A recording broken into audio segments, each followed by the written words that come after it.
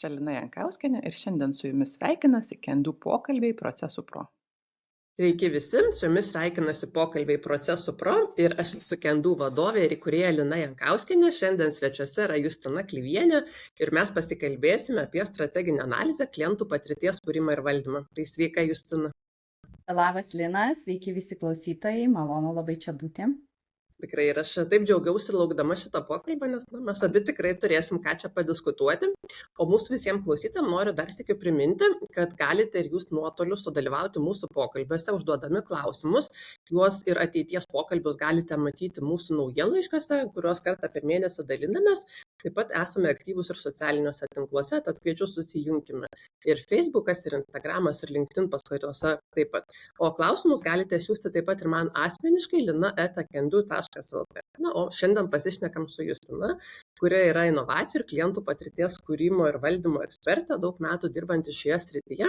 Tai Justina, gal pradedam nuo tokio labai paprasto klausimo. Kas yra ta klientų patirtis, kodėl ją reikia analizuoti, kurti ir valdyti organizaciją? Iš tikrųjų, toks geras ir platus klausimas. Tai pirmiausia, kai kalbam apie klientų patirtį, man tai yra procesas nuo tada, kai klientas kažkokį tai poreikį turi, iki kada jisai pilnai jį įgyvendino. Tai yra visi sąlyčio taškai su organizacija, skirtingos netgi gal ir platformos, fizinis kanalas ir skaitmeninis, skirtingi veiksmai ir taip toliau. Tai yra, toks holistinis požiūris, tai kas vyksta su mūsų klientu nuo tada, kai jam kyla poreikis įsigyti ar kažkaip naudotis mūsų prekiamis paslaugomis, iki kada jis pilnai įgyvendina. O kodėl reikia valdyti? Antra klausimo dalis, tai man atrodo dėl to, kad iš tiesų mes konkuruojame globaliame pasaulyje ir didžiausi prekių ženklai, ten Amazonas, Boltas, kitos organizacijos, jūs kiekvieną dieną galvoja apie klientų patirtį. Tai man atrodo, kad mes tiesiog nebegalim šito klausimo palikti paraštėse ir jis turi būti strateginis vien todėl, kad tai yra puikus būdas sukurti pridėtinę vertę mūsų klientams. Kartais mes, organizacijose galvojam, kad jeigu aš kaip vadovas esu atsakingas už skaitmeninius kanalus, tai aš jais rūpinsiuosi, o jeigu ten kažkas parduotuvė ar salonų rūpinasi, tai čia ne visai mano. Bet iš tikrųjų kliento patirties kelionė tai yra viena.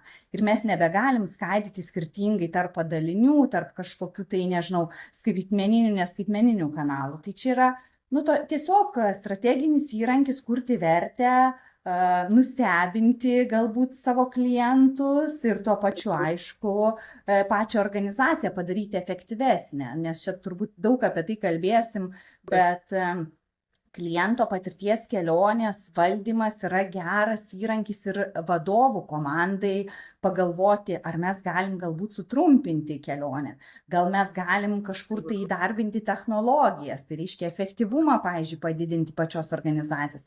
Ir manau, kad Lietuvoje, tiek visam pasaulyje mes ir kalbam apie tai, kaip mes galim didinti savo efektyvumą su turimais resursais. Manau, Justina paminėjai čia keletą labai gerų akcentų, kad organizacijos jos į klientų patirties ir analizę ir valdymą ir kelionės kūrimą, bet yra ir kitų praktikų, kalbėsim šiandien, dažniausiai ateina ne dėl kažkokių tokių filosofinių paskatų, bet tikėdamosi savo labai konkrečios grąžos. Nes jeigu mes esam patrauklus klientui, sugebam sukurti tą patirtį ir vertę, tai matyt būsim konkurencingesni, matyt mes būsim patrauklesni klientam, dažniau mus pasirinks, finansinė grąža. Jeigu kalbėsim apie viešojo sektoriaus organizacijos, jom gal reputacija, patrauklumas, kartais net ir darbdavio patrauklumas atrodo svarbu, nes mes kaip organizacija profesionaliai atrodom, tai tų naudų yra tikrai labai daug. Ir mane asmeniškai truputėlį gąsdina, kaip kartais keistai vadovai galvoja apie klientus ir jų patirtį. Man pačiai tenka pakankamai dažnai moderuoti strateginės sesijas ir tam, kad būtų ta subalansuota strategija, mes turime užduoti savo klausimą, ne tik kaip mes finansiškai atrodysim, bet ir ką apie mus galvoja arba galvos klientai. Ir dažnai paaiškėja, kad organizacija šitame kontekste neturi nieko, nėra matavusios klientų patirties, neturi tam pritaikytų rodiklių, niekada neatliko tyrimo, niekada nebraižė kliento patirties kelionės. Ir tada vadovai taip šiek tiek susigėsta, šiek tiek nustemba. Ir aš iš tos situacijos dažnai išeinu, kad tai puikus metas yra pradėti dirbti intensyviau, sustruktūruoti šitą vietą ir labiau atskleisti tą klientų patirtį. Ir tada kartais taip atrodo, lyg tai vadovam klientų patirties valdymas yra kažkoks dalykas, kuris pirma gal turėtų atsitikti savaime, nes mes čia gaminam, parduodam kažkokius gaminius, pardavėjai arba klientų aptarnavimo centras su klientais bendrauja. Ir tada taip atrodo, kad ta klientų patirtis, kuri turėtų atsitikti, tai likti asmeninė kompetencija pardavėjo arba klientų aptarnavimo specialisto. Ir manau, kad šitą požiūrį gana dažnai pas mus pastiprina ir kai kurie klientų patirties ekspertai socialinėse medijose, komentuodami labai neigiamos patirties atvejus arba labai teigiamos patirties atvejus, kur dažnai taip ir yra, visos tos špagos į tą asmenį, kuris atliko tą aptarnavimą. Manau, kad čia toks nepilnavertis atsitiktinis požiūris. Mes kokybės vadybos kontekste dažnai sakom, kad efektyvus procesas neatsitinka savaime, jis visada yra dizaino pasiekmė. Dizainas, architektūra, apgalvojimas, analizė yra tie patys žodžiai ir norisi visus paskatinti pasižiūrėti. Tai. Jo, aš manau, kad čia gal keletą dalykų iš to, ką tu pasakei, pasimčiau. Tai vienas dalykas, tu paminėjai gamybinės įmonės. Tai kai tu gamini susižavėti ten paslaugomis arba patirtim, gal atrodo toks kitas dalykas, bet, pavyzdžiui, paslaugų inovacijos, tikrai labai stipriai augantis sritis ir vis daugiau mes suprantam, kad viskas yra paslaugos iš principo, paslaugų ekonomika ten 10% auga kiekvienais metais. Na ir man atrodo, gamybinės įmonės, jas irgi vis daugiau įdiegia paslaugų savo portfolio ir, pavyzdžiui, jeigu iš pradžių tik aš gaminau, paskui aptarnavimą darau, o galbūt aš iš vis kažkada tapsiu paslaugas teikiančią organizaciją. Pavyzdžiui, tikrai toks klasikinis didžiulis pavyzdys yra Hilti organizacija, kuri kažkada gamino įrankius, paskui perėjo į visiškai kitą verslo modelį, kur tapo visiškai paslaugų organizacija. Ir ta servisizacija, dabar net negaliu kaip ištarti, ta žodis ir teorija, netgi ir mokslinė tą ir sako, kad tam tarpiniam etape gal pritrūksta tos motyvacijos pasižiūrėti viską holistiškai. Atrodo, mes pirmiausia centralizuosim paslaugą, žiūrėsim, kaip mes jas teikiam, o paskui žiūrėsim, kaip iš to uždirbti. Bet man atrodo, pereina įmonės į tą. Bet kita medalio pusė yra žinoma visos paslaugų organizacijos, kurios ir iš to gyvena, kad jos kuria unikalią vertę klientui kartu su klientu ir tas procesas, jis turi būti tikrai nepriekaištingas, nes mes vartotojai galim pasirinkti iš daugybės galimybių, su kuo dirbti ir mūsų neberiboja tiek daug nei sienos, nei valstybės. Jeigu kalbėtume apie viešąjį sektorių, tai aš irgi tikrai jau noriu pasidžiaugti, nes vis daugiau viešojo sektoriaus įmonių kalba apie administracinę naštą ir labai taip intensyviai, kaip ją mažinti, ir tas administracinės naštos, žinoma, mažinimas ir yra susijęs su procesų tiesinimu, trumpinimu, kažkokių dokumentacijos paprastinimu ir panašiai. Ir aš manau, kad daugelis ir verslo industrijų tą praėjo. Tarkim, man teko prieš 10 jau gal su viršų metų dirbti bankininkystės sektoriui. Tai tuo metu mes apie tai kalbėjom, kodėl turi būti sutartis ne 15 puslapių, o gal gali būti 5 ir turėjom daug ieščių sulaužyti, kad tas atsitiktų. Tai aš manau, kad kitos industrijos irgi vejasi tas progresyvesias industrijas ir žiūri, kaip mažinti tą administracinę naštą. Ir tai atsitinka, žinoma, ir dėl kliento patirties kelionės, nes klientai, aš mėgstu sakyti, klientai gali balsuoti kojomis, gali balsuoti piniginę savo ir taip toliau, ir mes renkamės. Ir žinoma, mes, kai kalbam apie kliento patirties kelionę, reikia nepamiršti, kad mes ne tik į išorę esame orientuoti, bet lygiai taip pat mes galim kalbėti apie darbuotojo patirties kelionę. Ir vėlgi tos pačios didžiosios įmonės, progresyvios įmonės, jos supranta, kad laimingas darbuotojas yra laimingas klientas ir jos deda lygybės ženklą. Tai čia nėra taip, kad mes kalbėdami apie kliento patirties kelionę labai norim tik išorę susiorientuoti. Mes norim padaryti, kad procesas būtų aiškus ir mūsų darbuotojams, kad jie mažiau klaidų padarytų, kad jie, jeigu ten kalbam, pavyzdžiui, apie žmogiškųjų ten išteklių ar kažkokį procesą, kad būtų mokymosi kelias labai aiškus, kad būtų karjeros kelias labai aiškus. Tai aš tiesiog galvoju, kad tas klientų patirties kelionės įrankis, jis yra toks daugiafunkcinis ir jį galima visur pritaikyti. Tik kaip tu ir sakai, tas neatsitinka savaime.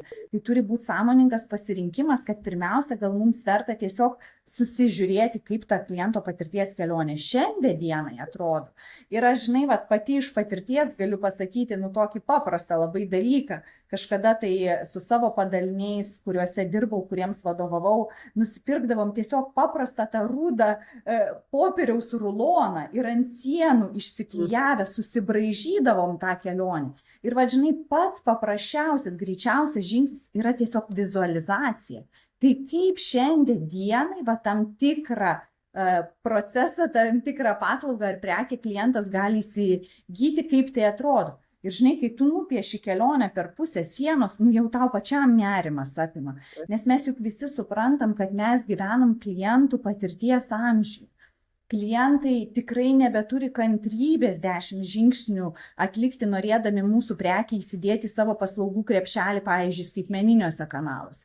Klientai nebeturi kantrybės net kažkur ateiti fiziškai, jie nori pradėti patirties kelionę nuotoliniu būdu ir tada, jeigu jau tik tai būtinybė neišvengiama yra ateiti į fizinį kanalą ir panašus dalykai, bet man atrodo, na čia tiesiog tas skaidrumas, žinojimas, vizualizacija, tai yra nuo tai, ko reikia pradėti. Jeigu taip žiūrint tokiam labai buitiniam lygmenį, bet grįžtant prie labiau strateginių dalykų, tai man atrodo, nu tas kodėl mums tai yra svarbu, ne? Kodėl mes norim nustebinti savo klientą, ką mes čia kūrėme, kas yra vertė. Tai yra irgi klausimai jau visiškai strateginiam lygmenį, kur mes norim užduoti vadovų komandose ir apie tai diskutuoti. Labai geras akcentas. Būtent dėl šitos priežasties ir norėjau mūsų šiandienos pokalbį taip pavadinti, kad vadovų tema tikrai yra atsakyti ir aš gal net Justiną dar paankstinčiau, ar mums yra svarbu. Nes kai kurios vadovo komandos atsako, gal šiek tiek taip skeptiškai, bet nesvarbu, mes esam galbūt, neturim konkurentų, mes esam vieninteliai rinkoje, kiekvienas adekvatus klientas turi priimti mus tokius, kokie mes esam.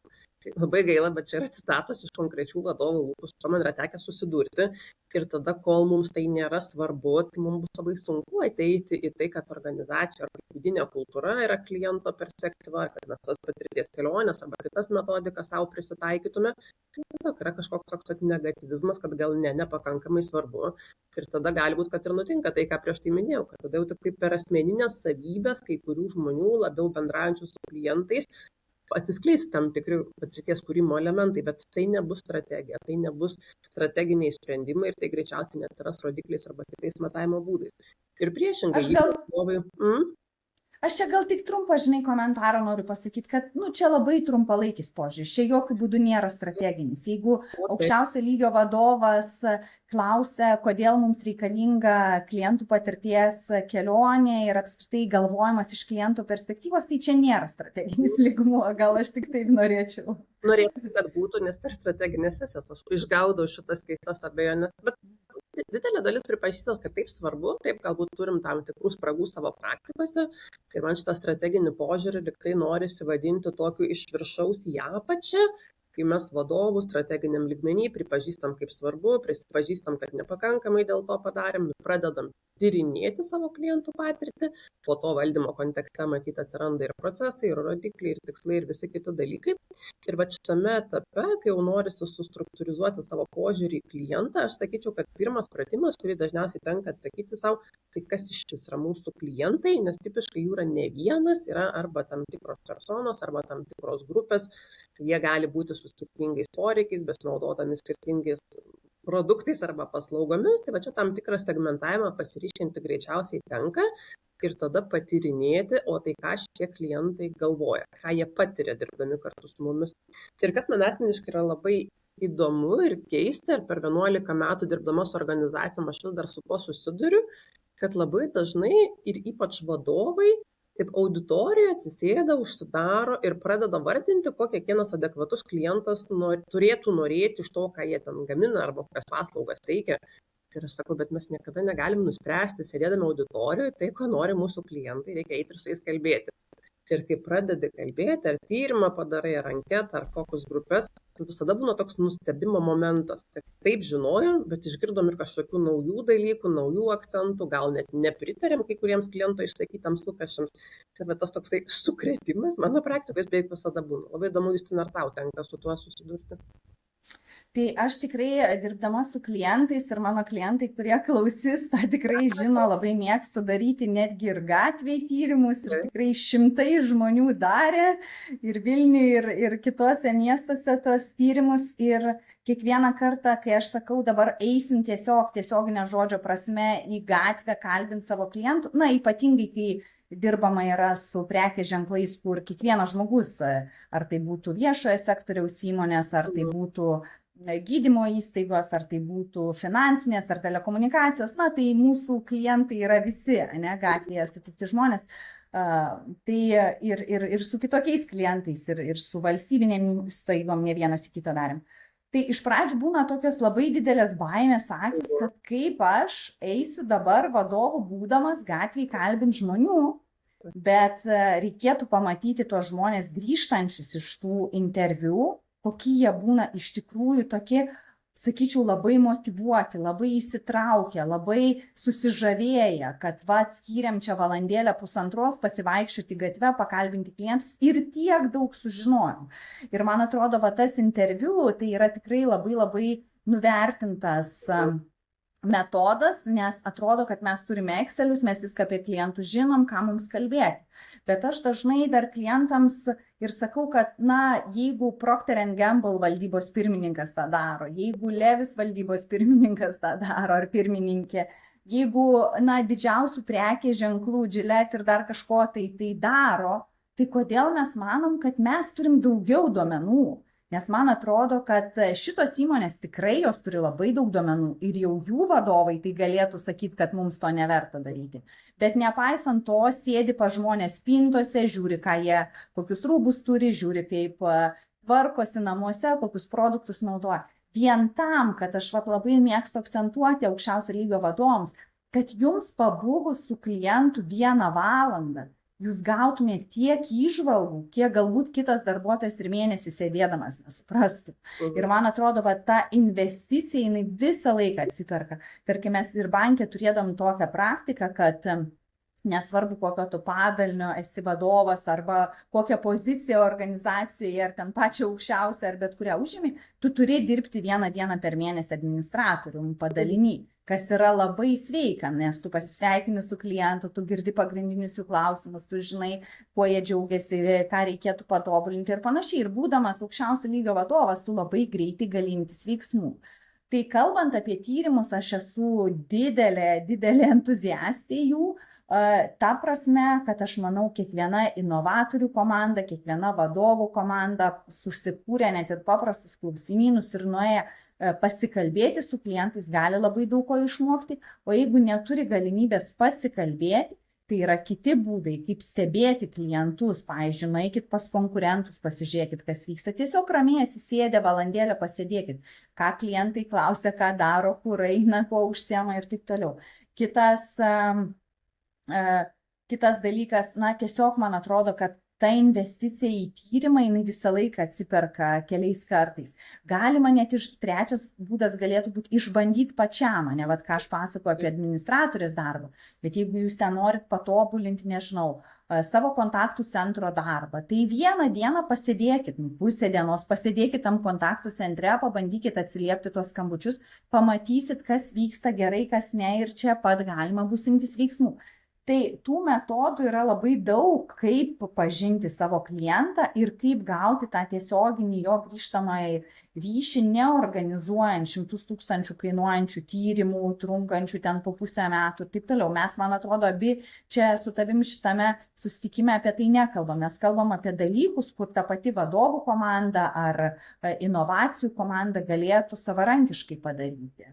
Ir tai yra pirmas žingsnis - pažinti savo klientą, suprasti savo patirties kelionę ir tikrai man teko matyti ne vieną komandą, kuri sėkmingai jau yra tą pasidarę ir kitas žingsnis tada ir yra pasidaryti visą vizualizaciją, tai kas pas mus vyksta ir kaip.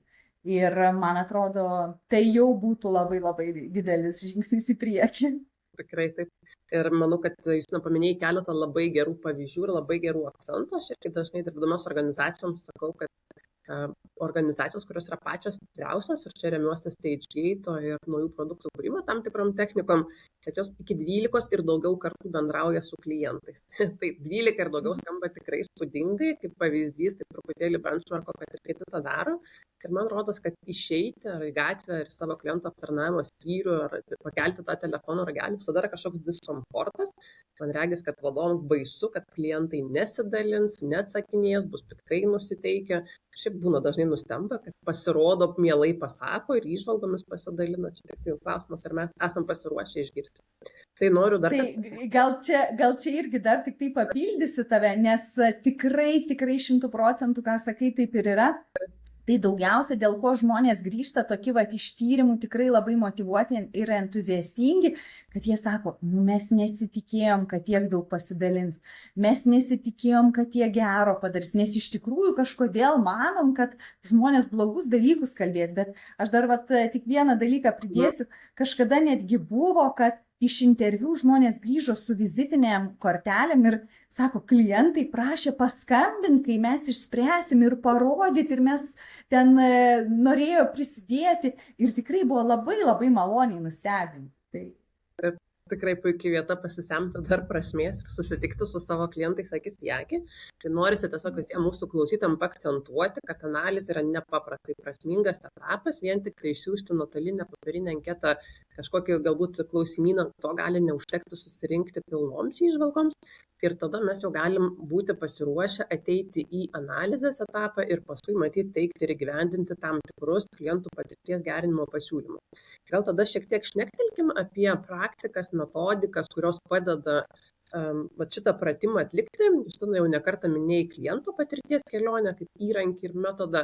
Man asmeniškai visai patinka vertės srautų žemėlapis, jisai truputėlį kitoks yra, bet irgi leidžia tai atskleisti.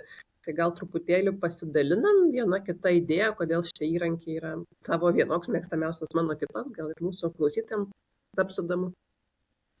Tai gerai, aš mėgstu klientų patirties žemėlapį, gal tada pradėkim nuo to, kas tai yra. Tai yra tiesiog toks holistinė vizualizacija viso proceso, kaip ir sakiau, nuo tada, kai klientui poreikis kyla.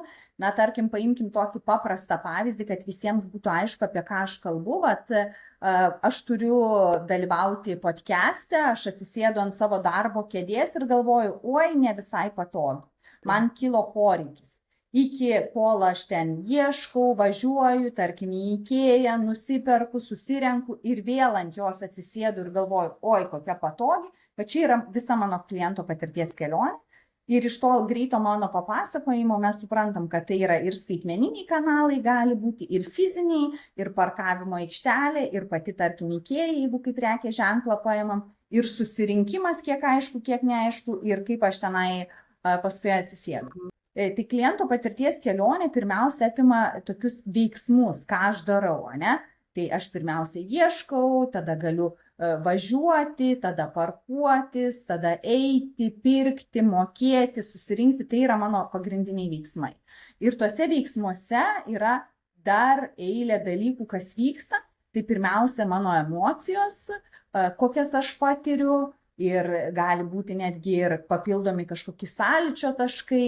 Tai, pavyzdžiui, parkavimas, ten vieta, ženklai, dar kažkas. Tai, na, žodžiu, į gylį tai mes su patirties kelionė galime eiti kiek nori.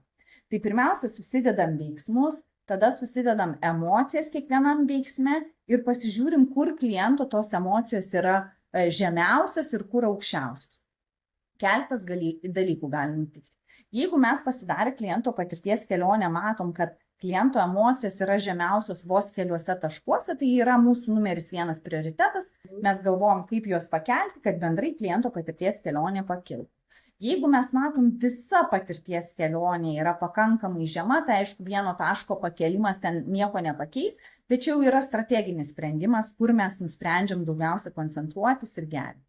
Ir kartais pagal dizainą yra kliento patirties kelionės pradžia arba pabaiga sąmoningai pakeltos dėl tam tikrų priežasčių. Pavyzdžiui, labai daug ten tikslios statistikos aš nežinau, bet tikrai nemažiau kaip 70% žmonių bijo skristi Dėl to tas online įsiregistravimas yra sąmoningai pakelta kliento patirties kelionė, kad tu ne ten oro uoste stovi, registruojas, bet tu ramiai namuose, susivedi savo dokumento duomenis, pasižymi ten tos lagaminus ir tą tokią tikrai stresinę situaciją jau truputėlį eliminuoja, ypatingai jeigu ten keliauji su vaikais arba jeigu keliauji kaip verslo klientas kiekvieną dieną.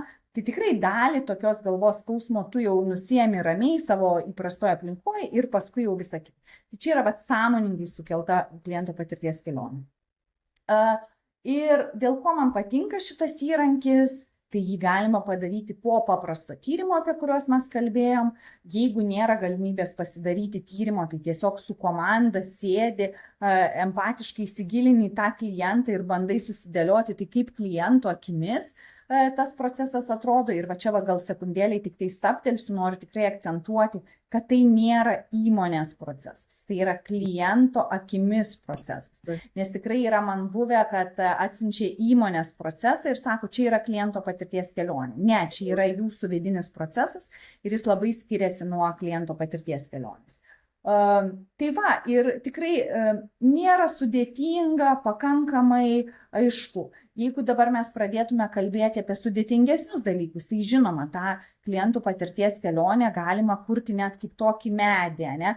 Nuo aukščiausios patirties kelionės eiti vis gilyn ir kiekvieną tą veiksmą suskaidyti į patirties kelionės.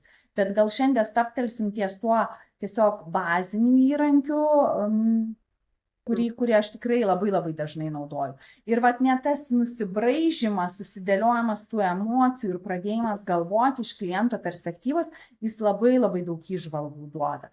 Daug klientai pamato, kad gal kažkoks tai, tiesiog kartojasi informacija, klientas nesupranta, jam dėl to reikia skambinti kontaktų centrą ir taip toliau ir panašiai. Tai jau tas leidžia labai daug dalykų išsigryninti. Pritariu, man irgi kliento patirties kelionė, sakyčiau, kad jos pagrindiniai privalumai yra toks tikrai atsistoti kliento batus ir nuo pirmo to skausmo pajutimo iki jo išsprendimo pasižiūrėti viską per kliento perspektyvą. Tai tas akcentas yra, kad ne tik įmonės operacijos, ne tik įmonės procesai yra proanalizuojami jame. Ir taip pat galima ir kliento patirties kelionė, ir vertės srauto žemėlapį, apie kurį netrukus aš kalbėsiu, daryti tą efektą, kai zoom in, zoom out, ten, kur norim, prisitraukiam, detaliau pasižiūrim, paskui atsitraukiam, matom tą tokį nuo iki labiau visą end-to-endinį procesą. Tai viskas su tuo yra gerai, priklausomai nuo to, kuriame cikle, kuriame etape esame dirbdami su kliento patirtimi, galime šiek tiek skirtingai tą susegmentuoti. Matyti, pirmaisiais, antraisiais metais bandysim užčiuopti didžiausias vietas, aukščiausią perspektyvą pasirinkti. Po to, kai jau šitus dalykus prasispręsim, matyti, metai kiti eisim labiau į tas smulkintas galimybės ir galbūt prisitrauksim, aš čia pasižiūrėsim tam tikrus procesus.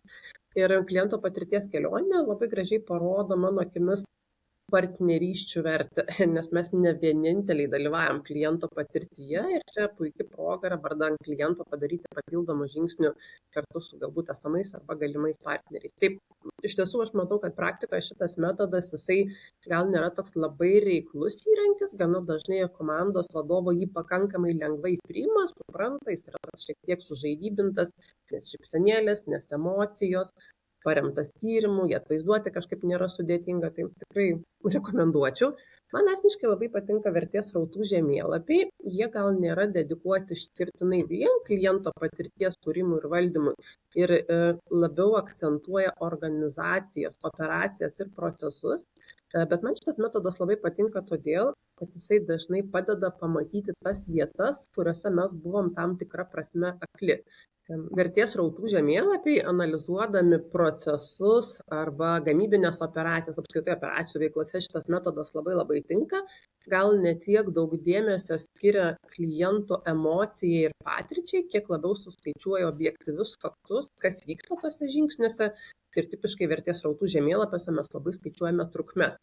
Kiek reikia laiko laukti, kol mes gauname tą paslaugą, kiek minučių, sekundžių trunka ta paslauga, koks kitas žingsnis, kiek mes iki jo turim pralaukti.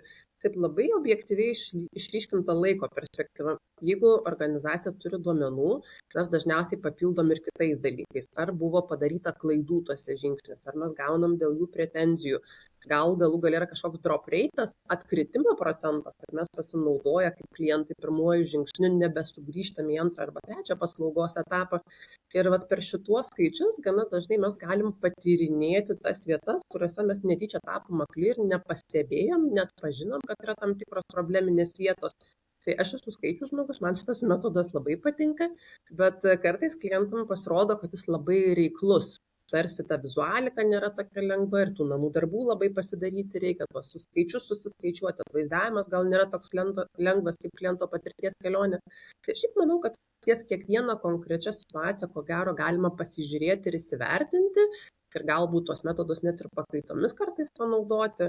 Vertės srautų žemėlapyje taip pat galima pritaikyti tai, ką prieš tai minėjau, zoom in, zoom out, pasižiūrim įvairiais lygmenimis ir šiaip vertės srautų žemėlapiai yra dažnai vadinami end-to-endiniais procesais, nuo pradžios iki pabaigos, bet sąžiningai sakant, partnerysčių čia dažniausiai nepasimato, mes labiau esame atsukę į savo operacijas ir procesus. Bet tai neišvengiamai turi tam tikrą ir klientų valdymo patirtį ir aš asmeniškai galvoju, kad mes ko gero žinodami tam tikras klientų lūkesčių grupės, apie tai kalba ir Kano modelis, matyti skirtingais etapais, norėsim skirtingas vietas tvarkyti. Tai gal trumpai ir paminėsiu, kad pagal Kano modelį pirmoji dalis yra baziniai lūkesčiai. Ir čia mes turim tokias situacijas, kad jeigu mes klientui to neužtikrins, mes iš karto turėsim neigiamą patirtį, garantuotą. Ir paprastas pavyzdys, kurį aš mėgstu per mokymus, kad atvykstate į viešbutį, nusiteikę maloniai patostogauti ir randat skylėtą patalynę. Tai ką tai reiškia, kad mums yra anksti kalbėti apie teigiamą kliento patirtį, tol, kol pas mus nedega šviesos, yra skylėta patalynė, nepadėta galbūt, nežinau, kitos higienos priemonės, tai mes iš karto dirbam ties kliento nusivylimu. Ir manau, kad vertės srautų žemėlapiuose mes dažnai ir turim tą laiko, greičio, kokybės perspektyvą, kur yra baziniai lūkesčiai. Tol, kol mes jų nesusitvarkom, kalbėti apie klientų patirtį yra anksti.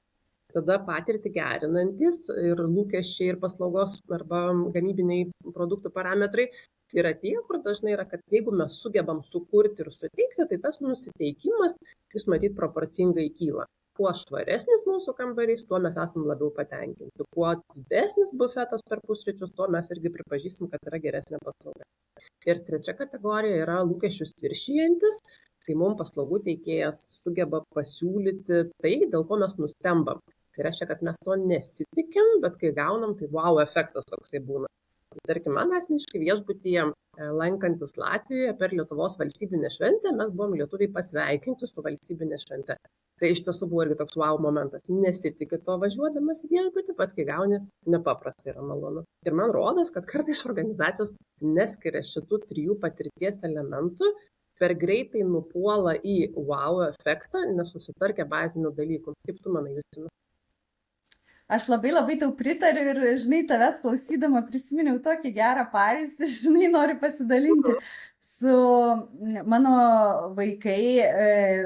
Mes šiuo metu gyvenam Barcelonoje ir keliauja į katalonų mokyklą. Ir dažnai galvoju pagal tuos 3 lygmenis. Na, baziniai poreikiai, tai tu tikiesi, kad mokytojas bus dėmesingas, mokykla tvarkinga, ne?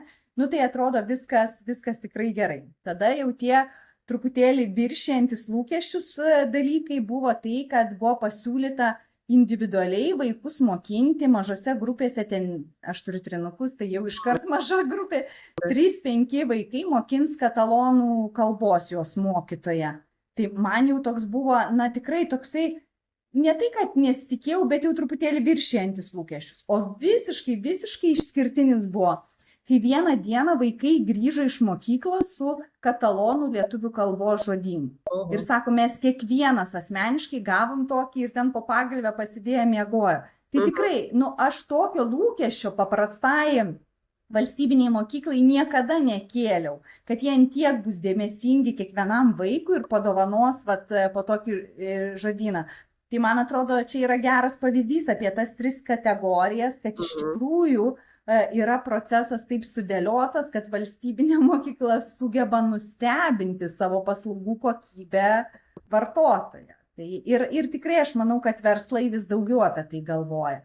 Kitas dalykas, be pavyzdžio, tikrai norėčiau tau paantrinti, kad manau, kad šitie 2 įrankiai gali būti naudojami ir pakaitomis, ir skirtingose situacijose, gal vienas, jeigu, pavyzdžiui, įmonė tik pradeda keliauti šituo keliu, tai gal galima pradėti nuo kliento patirties kelionės, tiesiog susipažinti, logiką suprasti ir, pavyzdžiui, jeigu jau išsirenka konkrečio taško gerinimą, tada galbūt pereiti prie tavo minėto įrankio. Na, man atrodo, kad visą laiką tiesiog gal nereikia gąsdintis tų įrankių sudėtingumu, bet tiesiog turėti pirmiausia mintį, tai kokio tikslo mes siekiame ir tada pasirinkti atitinkamai. Ir man taip irgi norisi paskatinti, kad metodinis teisingumas nėra tai, dėl ko jūs tai darote. Svarbiausia kliento patirtis ir juos pamiksuoti galima net ir vienos sesijos metu, jeigu, tarkim, piešėt kliento patirties kelionės žemėlapį ir jums atrodo, kad greitis ir laikas čia bus svarbus. Įtraukit tokį rodiklį, suskaičiuokit tas trukmes, nebūtinai visą metodiką dėl to kažkokią kitą keisti. Sakyčiau, kad pats svarbiausias dalykas yra pripažinti, kad svarbu atlikti šitą pratimą, atlikti su vadovu, įsitraukimu, dalyvavimu. Nebūtinai, kad kiekvieną žingsnį visa vadovų komanda turėtų dalyvauti, bet kažkuriuose etapuose, įsigilinant, pristatant galbūt tas galimybės gerinti kliento patirtį, jie tikrai turėtų sušmėžuoti. Ir tada mes matyt turėsim ir veiksmus galimybės, tą pačią eigą, apie kurias kalbėjau ir Kano modelio metu, kad pirmas yra susitvarkom bazinius dalykus, tos, kur privaloma atitikti, nes tai yra neigiamas patirties dalykai. Antra, auginam kliento patirtį, čia tipiškai atsiranda ir klientų patirties matavimo tam tikros praktikos, tam tikri rodikliai, kitokios gerinimo galimybės. Ir kuo labiau norim ateiti wow efektą, tuo labiau pirmi 2 žingsniai pas mus turi būti stipriau, geriau veikiantis. Ir tada jau labai tinka ir fokus grupės, ir klientų patirties stebėjimas, jo elgesio stebėjimas, apskritai inovacijų paieška tam, kad mes sugalvotume tuos wow elementus. Tai Justina, gal tada žygiuojam truputėlį dar į papildomą tokį klausimą. Kaip manai, ar yra kokios nors specifikos, jeigu mes kalbėtume ne apie verslas privačiam asmeniui pavyzdžius, nes ir viešbutis, ir mokykla, ko gero, yra labiau privačių asmenų patirtis, bet ar yra kažkokia specifika verslas verslui, arba galbūt valstybinių organizacijų, viešojo sektoriaus organizacijų klientų perspektyvoje? Man atrodo, jeigu kalbėtume verslas verslui, tai tikrai didelio skirtumo nėra. Aš gal apie valstybinės įmonės labiau kalbėdama galvočiau tiesiog, kad kompleksiškumo yra daugiau. Tai paimkim ten gydymo įstaigas ar viešasis paslaugas teikiančias įstaigas. Tai man atrodo tiesiog kompleksiškumo yra daugiau, ta kelionė tampa sudėtingesnė, jinai turbūt tokia daugia kanalė, daugia lypė gaunasi. Tai va šitais atvejais vėlgi aš manau ir tu tos pačios filosofijos laikaisi, kad tiesiog reikia žingsnis po žingsnio daryti. Galima pradėti nuo tokio holistinio požiūrio, tai kaip čia viskas vyksta ir truputėlį neišsigąsti to masto, o galvoti, tai kas mums yra prioritetas, ką mes dabar norim pasidaryti, ką vėliau. Na, tarkim, kartais galim pradėti, tarkim, turim labai daug paslaugų, ane? Ir neaišku klientas, ką turi pasirinkti. Tai gal reikia pradėti kalbėti apie skirtingas klientų personas, kaip tu jau minėjai, ir kokie paslaugų krepšeliai gali būti jiems pritaikyti, kiek jie yra gerai išdirbti ir panašiai. Ir paskui žiūrėti kitus elementus, ten tarkim pereiti prie naudojimo ar aptarnavimo. Žodžiu, visą laiką, kalbant su viešosiom įstaigom, tai turbūt reikia turėti omeny, kad tikrai kompleksiškumo yra daugiau. Ir kartais galbūt yra finansinių galimybių mažiau pakeisti dalykus ar kažkokie biurokratiniai mechanizmai yra sudėtingesni. Tai man tik tai toks skirtumas, bet iš principo kitokio. Aš gal tada pasidalinsiu savo išvalgomis. Man tikrai yra tekę ne vieną kartą vertės srautų žemėlapius braižyti Lietuvos viešo sektoriaus organizacijose. Ir jeigu mes įprastoje komercinėje organizacijoje pradėtume nuo klausimo, tarkim, šitą paslaugą, koks klientas naudojasi, tai vienaip tas pratimas vyksta, lyg tai tokia viena labai iški linija, gal tam to kliento personos tam tikros tik tai išryškintos yra. Viešojo sektoriaus organizacijose mes dažniausiai turime mažiausiai 3 klientus tipus ties kiekvieną veiklą paslaugą. Ką tai reiškia? Kad jeigu mes turime kažkokį, tarkim, paraiškos, dėl kuriomis klientai pretenduoja į tam tikrą europinį finansavimą, ar ne? Ir tada, kas yra tiesioginis tokios paslaugos klientas, tas paraiškos vertinimas ir finansinė grąža, ir ataskaitos pateikimas. Tai tie dalyviai, kurie rašo tos projektus ir jie nori sudalyvauti ir gauti tą finansavimą, yra labai akivaizdus klientas. Bet šalia to mes dažnai turim tokius specifinius klientus. Pavyzdžiui, organizacija sako, mes privalome turėti tam tikrus duomenis, dokumentus atskaitomybei. Ir tada jau kas ten juos tikrina, gali būti skirtinga. Ar europinės kažkokios institucijos, kurioms visą tai reikės pateikti, gali būti ir Lietuvos, ar valstybės kontrolės, arba kitoks klientas, kuris nebūtinai gauna pačią paslaugą, bet tam tikri paslaugos elementai labai juos liečia ir domina. Duomenys, dokumentai, sprendimai, gali būti ir atitikties organizacijos, kurios irgi turi tam tikrus reikalavimus, kurie dalykai privalo būti įgyvendinti procese. Gal klientas jų nenorėtų turėti ir mes kaip organizacija mielai tų žingsnių neturėtume, bet vardan atitikties mes privalom tai realizuoti. Tos skirtingos klientų perspektyvos administraciniuose viešojo sektoriaus organizacijų procesuose labai įsimaišo ir prideda papildomų perspektyvų, kompleksiškumo ir mes tada bandom išnaviguoti tarp visų šitų klientų interesų. Todėl tai yra absoliučiai įmanoma šitą dalyką pasiekti, tik reikia visas klientų patirtis patyrinėti. Ir gal dar pridėčiau, kad pati savoka klientas gal yra pakankamai neįprasta viešojo sektoriaus organizacijai. Mes dėl to dažnai pradedam nuo to, kad klientas plačiaja prasme, labiau gal kaip suinteresuotosios šalys su savo skirtingais lūkesčiais ir net patys suinteresuotų šalių žemėlapių kartais pasidarom ir po to jau yra daug paprasčiau ateiti į tą daugialypiškumą ir klientų patirties analizę. Viskas puikiausiai taikoma jau ir šiuo metu. Taip, ir aš labai pritarčiau dėl to suinteresuotų šalių žemėlapio. Aš irgi mėgstu, dabar taip gal daugiau kalbėjom apie kliento patirtį, bet aš mėgstu bet kokį projektą pradedama, pirmiausia pasidaryti suinteresuotų šalių žemėlapį, suprasti, kas turi būti trauktas į procesą iš principo, ne? Su kuo mes galėtume pasidaryti tyrimą, kieno akimis mes galėtume pasižiūrėti į patirtį, ką galbūt turėtume informuoti ir gauti kažkokių tai įžvalgų, tai tikrai pritarčiau, kad suinteresuotų šalių žemėlapio pasidarimas irgi labai prisideda prie bendro tokio kokybinio lygmens paskui viso to tyrimo ar klientų patirties kelionės nusibraižymų. Taip. Ir dar, žinai, bekalbant prisiminiau, kad organizacijos šiaip kartais visai išdrįsta klientus ne tik pakalbinti kaip susitikus paslaugos teikimo vietoj, bet kartais net ir pakviečia į pačias darbinės sesijas, ypač jeigu yra geras, artimas kontaktas, atstovauti tą procesą ir kliento patirtį. Ir viešojo sektoriaus organizacijos šiaip turi visus įrankius, NVO organizacijas, irgi atstovaujančias organizacijas kviesti į tas bendras diskusijas arba net tarp institucinės komandos daryti. Kad mane šiek tiek gąsdino tai, kad labai yra sunku įkalbėti ir beveik nebūna tokių bendradarbiavimo atvejų, lyg tai klientų patirtį reikia pasislėpus analizuoti. Tai ne, kviesti pačius. Man teko kelis projektus moderuoti, kur buvo labai daug suinteresuotų šalių ir NVO ir tarkim kituose projektuose, kur turėjom sąmoningai pasikvietę. Ir man atrodo, tas bendradarbiavimas ir šiaip labai taip praplėtė horizontus ir vienoje ir kitoje pusėje, nes man atrodo, iš viso piliečių įtraukimas, tarkim, viešųjų paslaugų kūrimą, yra visiškai ateitis, apie ką mes daug kalbam ir įvairios viešosios konsultacijos, jos pradeda tikrai, jų skaičius auga Lietuvoje ir tas nepaprastai džiugina, nes aš manau, kad po truputėlį mes jau praeinam tą etapą, kur galvom, kad patys žinom visus atsakymus. Iš tikrųjų pasikviesti klientą, pacientą, visą laiką tu sužinai daugiau. Pavyzdžiui, irgi iš Barselonos patirčių čia teko lankytis vienoje inovatyviausių, gal net ir Europos ligoninių, kur daro labai daug mokslinių tyrimų, tai jie turi komandą, 4 berods žmonės, kurie kiekvieną dieną daro įvairiausias sesijas, kur daugeliu atveju dalyvauja pacientai. Jie turi visą mechanizmą susikūrę, kad kokią inovaciją, kokią ten kliento patirties kelionės gerinimo iniciatyvą jie beturėtų, kokią ligą beanalizuotų, pas juos ateina pacientai ir jie dirba kartu. Ir man atrodo, tai ir parodo, kodėl ta organizacija yra viena inovatyviausių Europoje. Nes tiesiog tas pasaulis toks greitai besikeičiantis, toks didelis yra, kad vadovų komandoje ar inovatorių komandoje sakyti, kad mes žinom visas kliento perspektyvas ir geriausiai atstovausim jo poreikius, truputėlį yra naivu, man atrodo.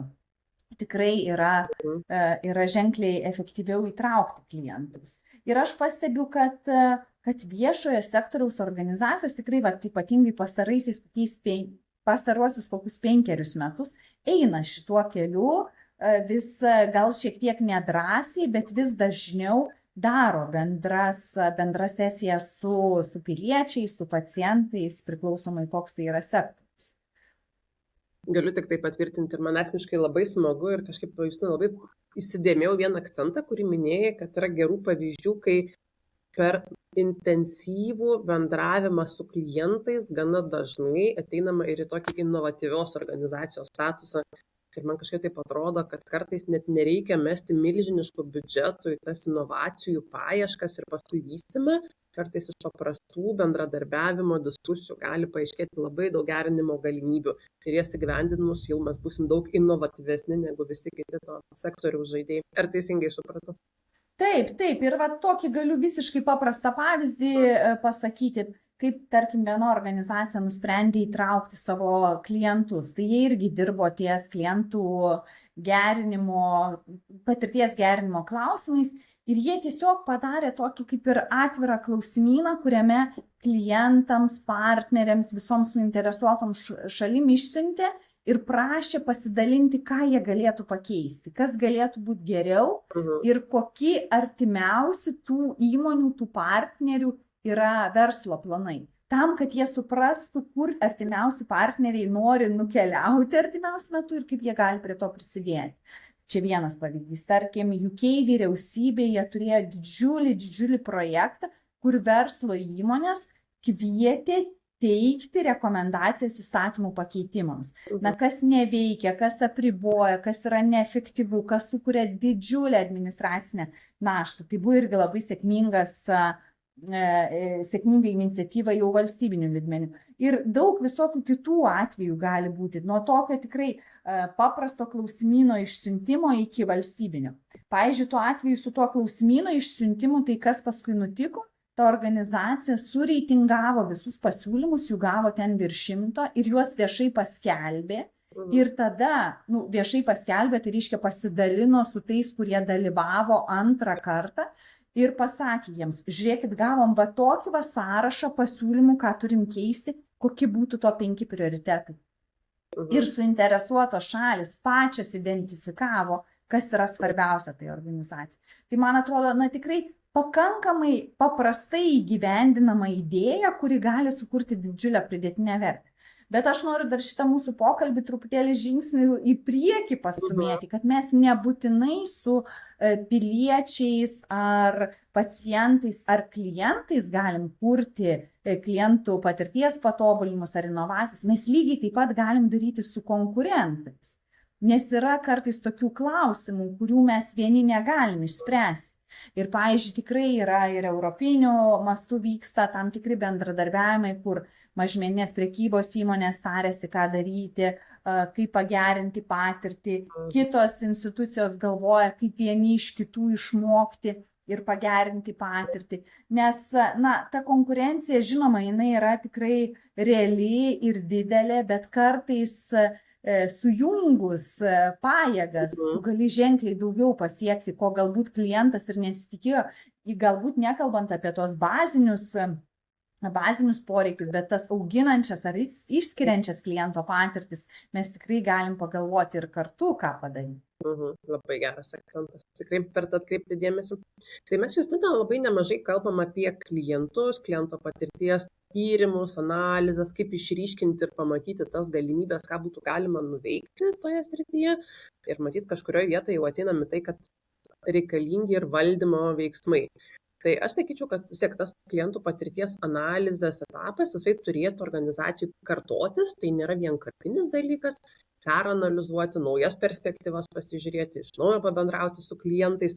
Dažniausiai metai kiti reikia vėl sugrįžti šitą pratimą, taip neužleisti ir tas gerinimo galimybės taip pat vis realizuoti.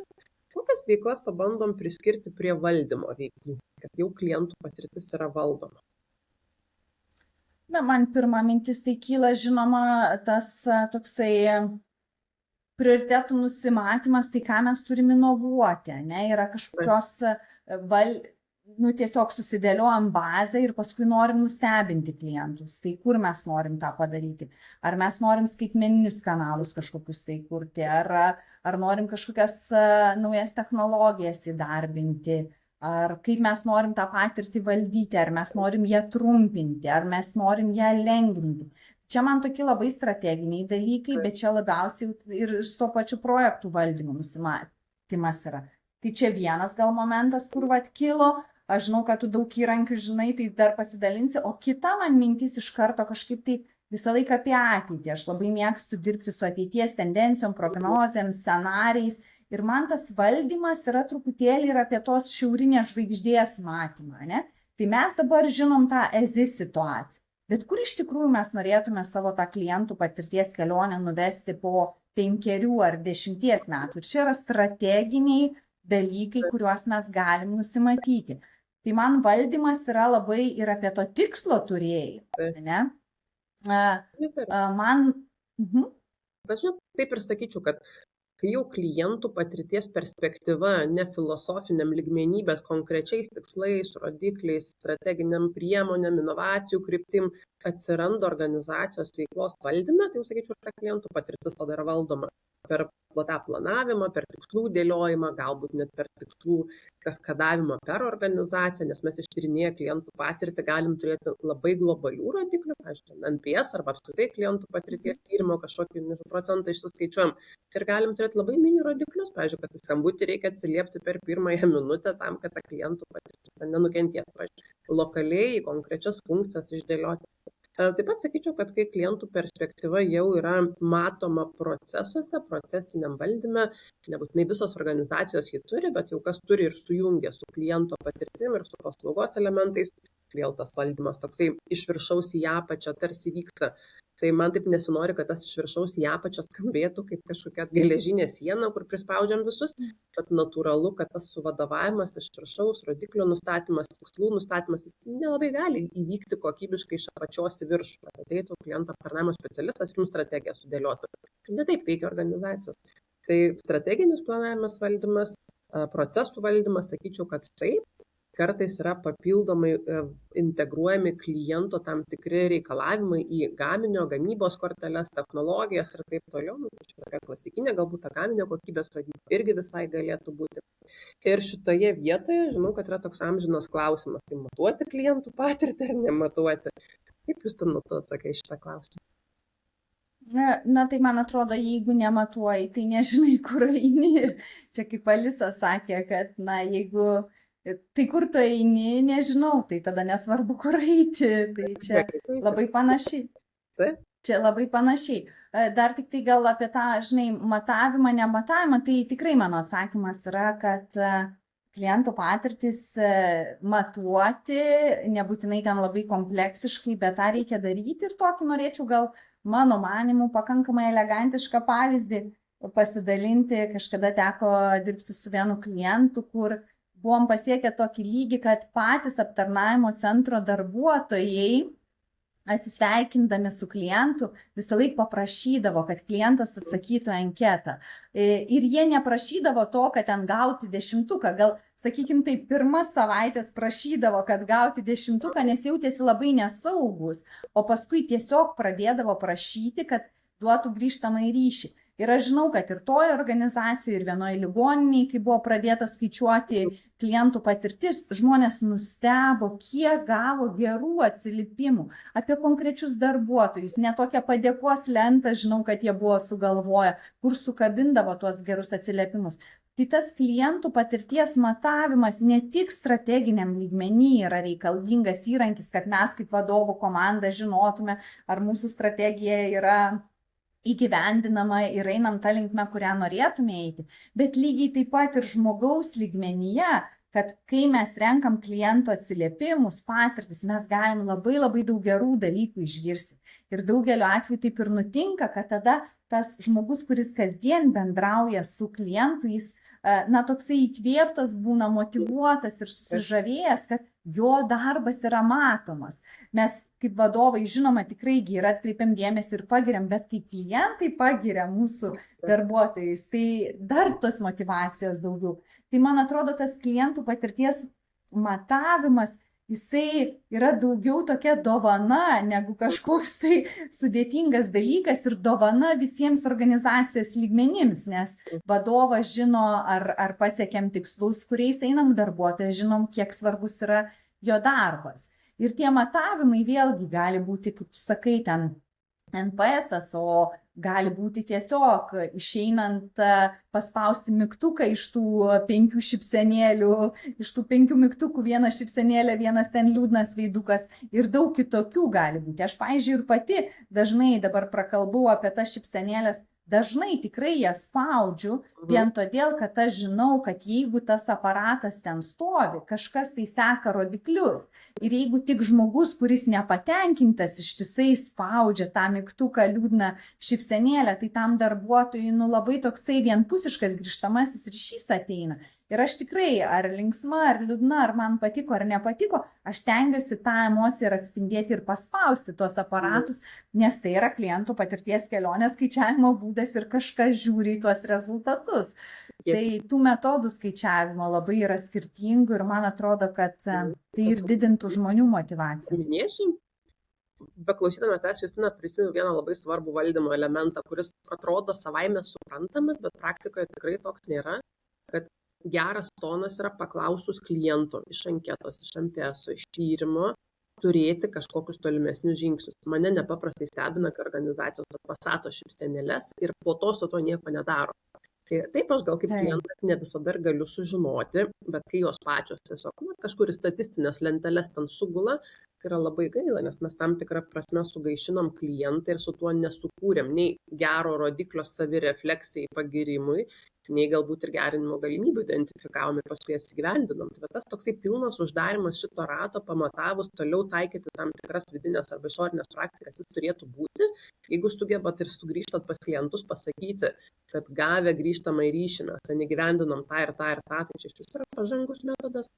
Ir man beklausant tavęs kažkaip norėsiu dar tokį akcentą pasakyti, kad šitie pavyzdžiai, kuriuos minėjai, tas kokybinis matavimas, ar tai būtų NPS, 1-2 klausimų metodika, ar šypsenėlės, kur šiaip irgi prie NPS prilygintume, jis yra jau pažengusių dalykas. Ir jeigu kažkuri organizacija mūsų šiandien klausosi ir galvoja, čia raketų mokslas, mes nuo pirmo žingsnio pradedam, tai kartais mes pradedam nuo šitų Kano modelio bazinių lūkesčių fiksavimo ir matavimo, kur klientų nejudinam ir nieko neklausiam, bet jeigu žinom, kad mūsų vienas iš esminių parametrų yra, kai pažadam užsakymą įvykdyti kažkokią datą, jai ir atvežti arba tą paslaugą iki tos datos suteikti, tai viskas gerai, mes galim labai objektyvų, paprastą dalyką pasimatuoti ten, kur kliento nejudinam, bet bazinis tam tikras lūkestis tikrai yra. Ir kai tik prasideda kokybinis matavimas, ar tai būtų metinė arba kito periodiškumo anketa, NPS iš karto po patirties elemento, jau dažniausiai mes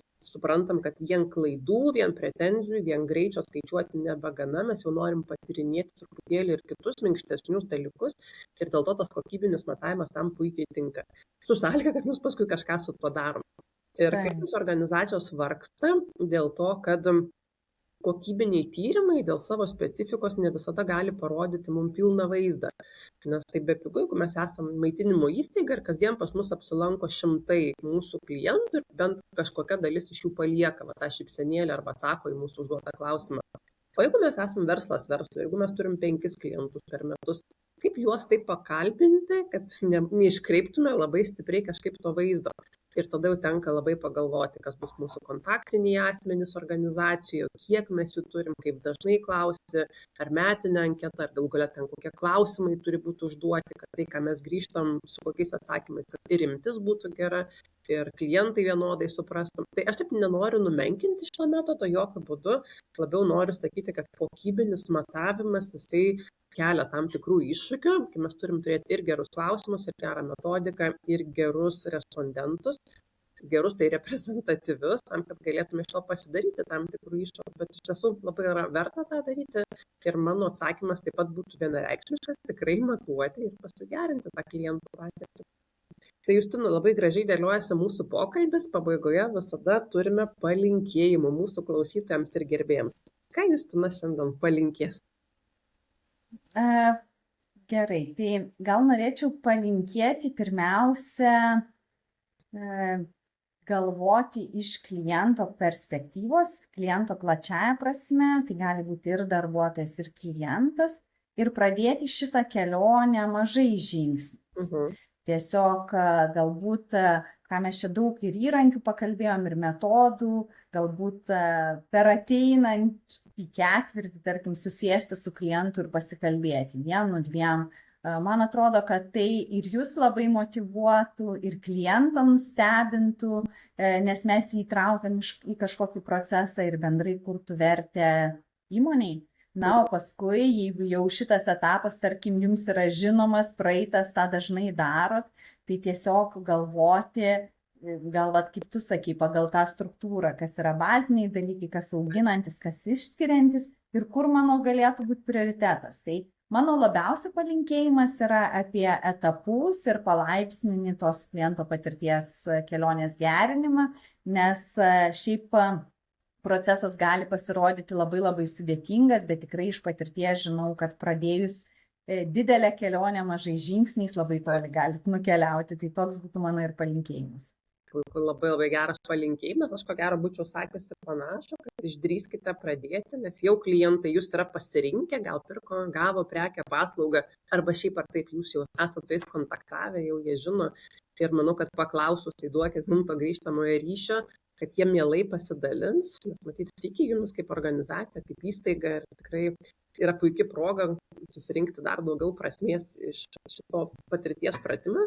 Ir taip pat sakyčiau, kad yra labai svarbu klientų patirties valdymą tinkamai ir laiku aktualizuoti vadovų lygmenį.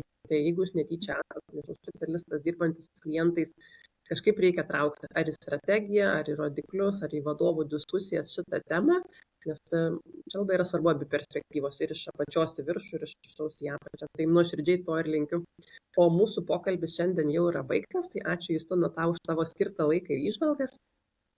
Ačiū labai už kvietimą, buvo labai smagu. Tikrai smagu ir įdomu. O mūsų klausytojams noriu priminti, kad jeigu šis pokalbis jums pasirodė įdomus ir vertingas, tai like, share, subscribe, pasidalinkite su savo bendruomenė, su savo kolegomis, o gal ir vadovais. Ir taip pat galime susijungti ir socialiniuose tinkluose LinkedIn, Facebook, Instagram, o kitus mūsų pokalbius galite klausyti YouTube ir Spotify paskyrose. Iki kitų susitikimų. Viso.